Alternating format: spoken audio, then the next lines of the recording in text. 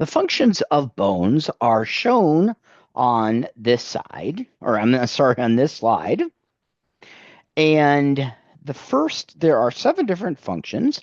The first of which is for support. And the support helps to create a framework. And examples of this would be for the body and soft organs, like in the thoracic cavity for the heart, as well as the lungs. It's also for protection, which would be things like the brain for the skull. The spinal cord is protected within the vertebrae. And then vital organs like the heart and the lungs, as well as the kidneys, are slightly protected by the ribs. So that's another example of protection.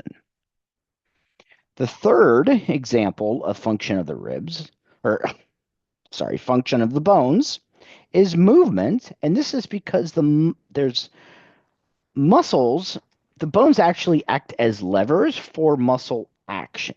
And the reason for this is that muscles are attached to the bones, as you're going to learn about a lot later in the semester. The next important function is that it stores minerals and growth factors. These would include calcium and phosphorus salts, as well as growth factors. The next one is blood cell formation, which is called hematopoiesis. So remember, one of the functions of the skeletal system is that red blood cells are produced there in the red marrow.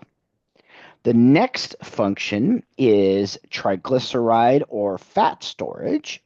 And this fat is, of course, used as an energy source. And triglyceride is in yellow marrow. So as we start to grow older, the red marrow actually is converted into yellow marrow. So as adults, there's only certain plate locations in our skeleton where we have red marrow located.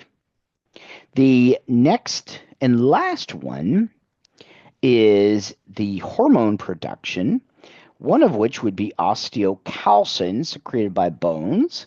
And these help to regulate insulin secretion, glucose levels, as well as metabolism.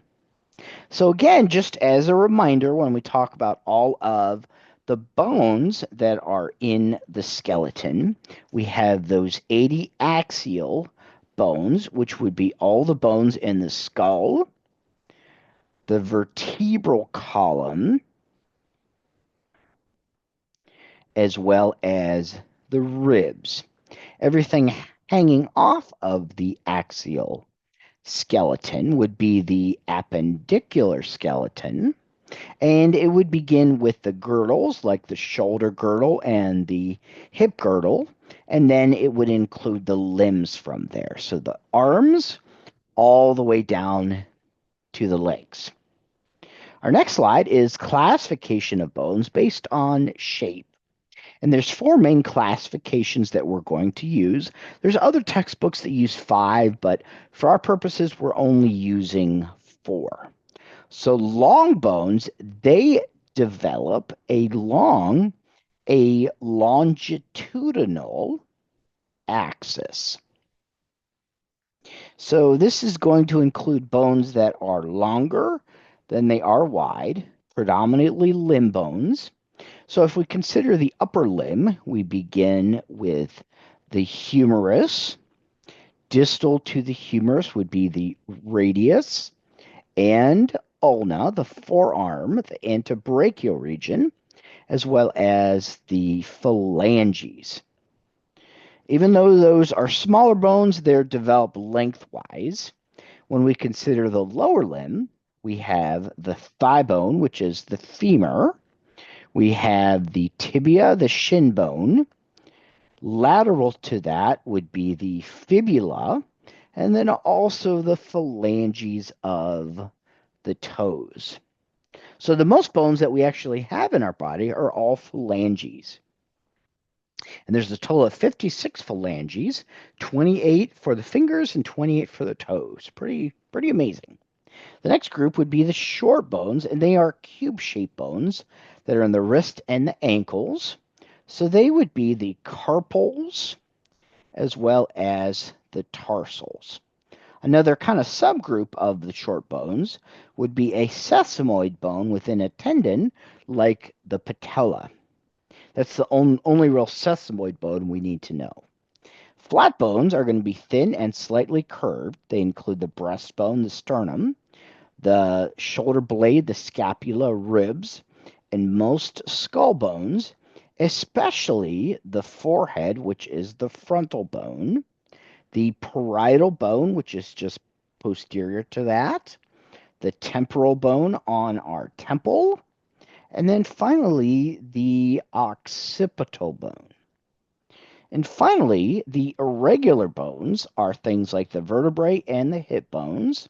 And the hip bone actually begins in embryonic development as the ilium, the ischium, and the pubis.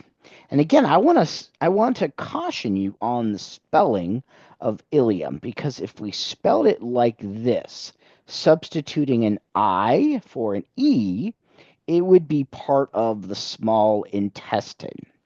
So when you take your lab practical, make sure that you spell the word ilium with an I and not an E. So let's look at an illustration which shows these different examples of bones. So we have the long bone again in the appendicular skeleton. I've already named them for you, so I'm not going to rewrite them, but we can see the humerus, the radius always articulates with the thumb, and the ulna. Then we have the phalanges. In the lower limb, we have the femur, the tibia, and the fibula is always lateral to the tibia. Remember, there's no such thing as a fibia. It's always going to be spelled fibula. And then, of course, we have the phalanges. For the flat bones, we have things like the sternum, but as well as the skull bones, like I mentioned on the previous slide. The third is an irregular bone like the vertebrae or the hip bone, the ilium, ischium, and pubis. And then the short bones like the talus, which is a type of tarsal. So really the only two main tarsals that you'll probably have to know are the calcaneus, which is the heel bone, and the talus. But of course, you want to consult with your lab instructor to see exactly which ones you'll be responsible for that lab practical.